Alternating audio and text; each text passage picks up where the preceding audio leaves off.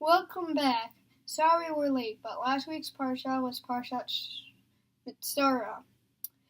Today we have some words from the Chafetz Chaim in my fan and yours truly, Rabbi Baum. This week's Parsha talks about purification. Purification is a little graphic, so we're not going to talk about it that much. Hi, Rabbi Baum. Thanks for guest starring on my weekly Parsha video. It's a great honor to be here. I was trying to think of some questions about this week's Parsha, but one is tough enough. My parents say it's not kid-friendly Parsha, but I can't believe that. In the olden times, a person who said Lashon Hara got Sarah, but then they can get purified and cured. One thing I was wondering was what a person could do in our times to cure themselves from saying Lashon Hara. By the way, that's an amazing question. And the question that you have is not just asked by you, but it was asked by the Chafetz Chaim. You heard of the Chafetz Chaim? The Chafetz Chaim had a whole marketing campaign to try to get the Jewish community to stop speaking Lashon Hara. And he knew that unlike at the time of the Beis Hamikdash where there was saras, now it was going to be a lot more difficult. So what he did is he went on a campaign. He first of all pointed to a pasuk in Tehillim that says, Mia Isha Chafetz Chaim. That's how he got the name Chafetz Chaim. Who really seeks life? Oiv Yamim Liros Tov. Who wants to have a good life? Nitzar Lashon Chameira. You stop speaking bad about people. The Chafetz Chaim told people that the greatest incentive, the greatest way to get people to stop speaking Lashon Hara, is not just to show the damage that you're doing to other people, but to show the damage that you're doing to yourself. See, when a person becomes known as a gossiper, nobody wants to be friends with that person. People stay away from that individual. Unfortunately, sometimes they even speak Lashon Hara about a person who speaks Lashon Hara. Sometimes it may be necessary if a person really is going to do damage to other people. If you know, for example, there's a robber coming and he's one of your classmates, I know it would never happen in Yavne, you have to tell your friend that, this guy from our class who is coming to steal from you, that's not considered Lashon Hara. But I think today, the question that the Chafetz Chaim asked is very relevant. He said maybe today, instead of tsaras, we should put scotch tape on your mouth. Moshe, what do you think about that? What do you think about that? Oh, you're interviewing me. So we said maybe you should put scotch tape on the mouth.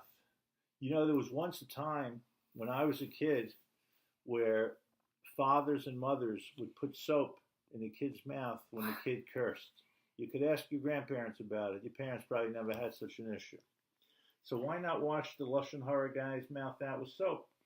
Why not put some scotch tape on? So the Chafetz Chaim explained, it's not really a problem with the mouth.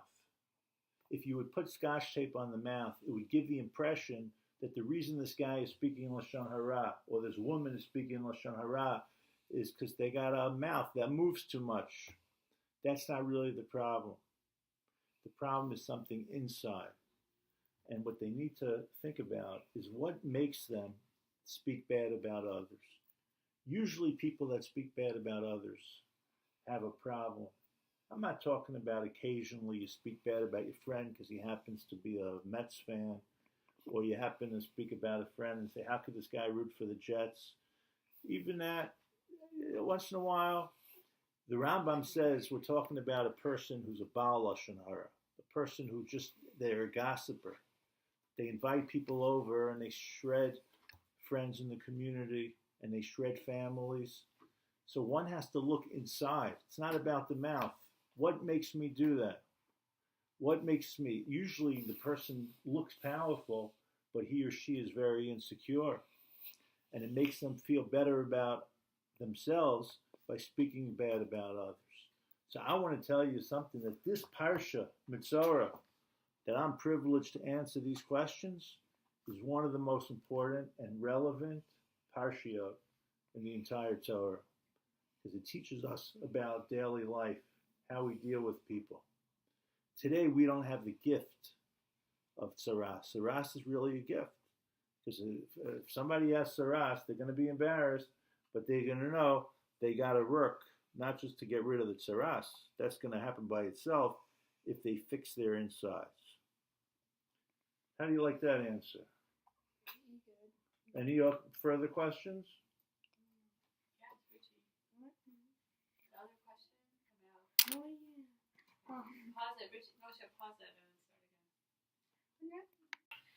What else do you have to say about to our viewers, people that work at Lashar Hayal, and the people that go to our shul? I'd like to say that this time of year, first of all, for the soldiers, they are our heroes.